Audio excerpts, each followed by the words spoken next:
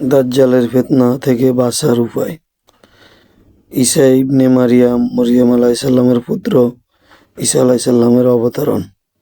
ইয়াজুজ মাজুজ আত্মপ্রকাশ।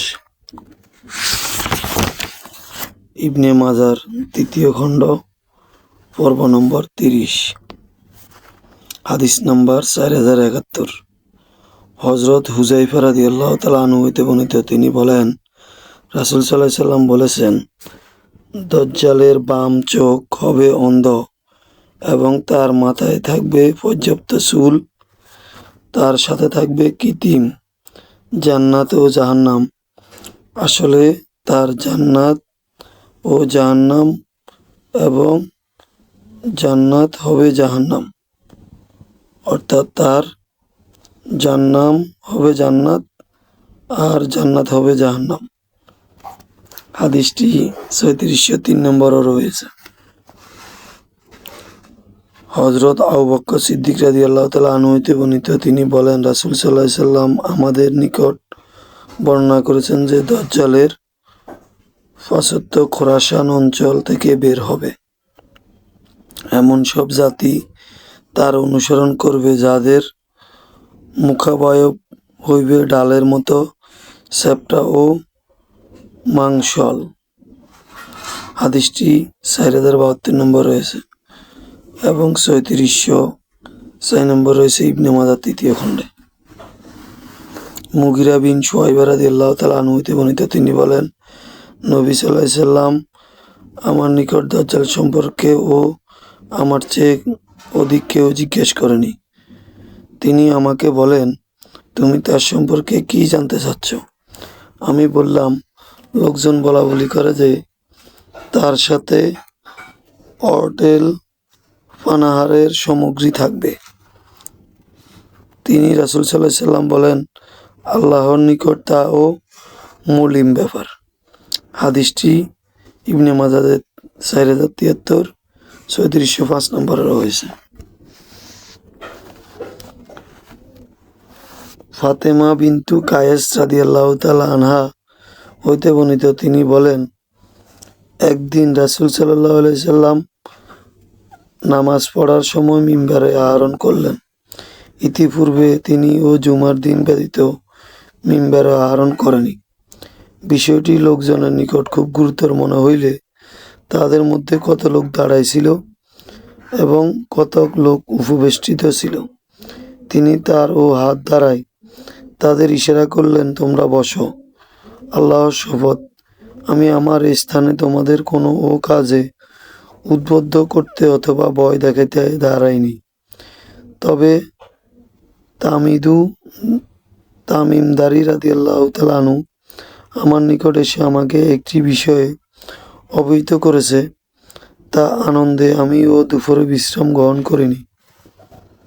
আমি তোমাদের ও নবী সেই আনন্দের বিষয়টি তোমাদের জ্ঞান করতে চাই। তামিমদারি রাদিয়াল্লাহু তাআলা আনহু চাচাতো ভাই আমাকে অবহিত করেছে যে প্রবল বায়ুর তাদেরকে এক অপরিচিত দ্বীপে নিয়ে গেল। তারা জাহাজের ক্ষুদ্র নৌযানে চড়ে সেখান থেকে বেরিয়ে পড়ল। হঠাৎ তারা সেখানে ঘন কালো চুলদারি একটা কিছু দেখতে পেল। তারা তাকে ও জিজ্ঞেস করল, তুমি কে? সে বলল, আমি জাসাসা, অনুসন্ধানকারী। তারা বলল, আমাদেরকে তার সম্পর্কে কিছু তথ্য দাও। সে বলল, আমি তোমাদের নিকট কিছু বলবো না, তোমাদের নিকটও কিছু জানতেও চাইব না। তোমরা তোমাদের দৃষ্টিসীমার এই বুখানায় যাও। সেখানে এমন ব্যক্তি আছে যে তোমাদের কিছুও বলবে এবং তোমাদের নিকট কিছু জানতে চাইবে। অতঃপর তারা সেখানে গেল এবং তাদের নিকট উপস্থিত হইল। তারা সেখানে অতি বৃদ্ধ ও এক ব্যক্তিকে দেখতে পেল, যে বয়সের ভারে কাঁপছিল। সে তার ও দুঃখ দুর্দশা দুশ্চিন্তার বিষয় ব্যক্ত করল। সে তাদেরকে বলল, তোমরা কোথায় থেকে এসেছ? তারা বলল, সিরিয়া থেকে।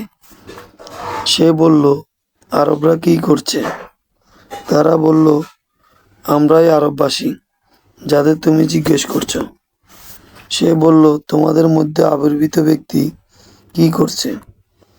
তারা বলল, ভালো কাজ করছে। তিনি জাতির অবস্থান পরিবর্তন করে দিয়েছেন, আর আল্লাহ তাকে ও তাদের উপর জয়যুক্ত করেছেন। আজ তারা এমন মতাদর্শের উপর প্রতিষ্ঠিত, ইলা এক এবং দিনও এক। সে বলল, জুগার নামক বর্ণনাকারী খবর কি? তারা বলল, ভালো। লোকজন সেখান থেকে ক্ষেত খামারে পানি সেচ করছে এবং খাবার পানি সংগ্রহ করছে। সে বলল, আম্মান ও বাইশানের মধ্যবর্তী খেজুর বাগানের অবস্থা কি? তারা বলল, প্রতি বছর সেই বাগানে প্রচুর ফল উৎপন্ন হয়। সে বলল, তার বিয়ে হদের অবস্থা কি? তারা বলল, তার উভয় তীরে প্রচুর পানি প্রবাহিত হচ্ছে। রাবি বলেন, এতে সেই তিনটি দীর্ঘশ্বাস ফেলল, অতঃপর বলল, আমি আমার এই জীবন দশা থেকে মুক্তি পেলে তাইবা মদিনা ব্যতীত সর্বত্র আমার এই দুই পায়ের বিচরণ করতাম, কিন্তু সেখানে প্রবেশের ক্ষমতা আমার নাই।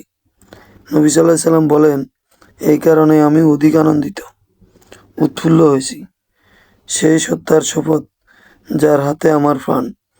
এটা ও সেই পবিত্র শহর মদিনার গলির পথ, হক অথবা রাজপথ, নরম স্থান হক অথবা কঙ্করময় হোক, সর্বত্র একজন ফেরেশতা কিয়ামত পর্যন্ত উন্মুক্ত তরবারি হাতে মোতায়েন রয়েছে।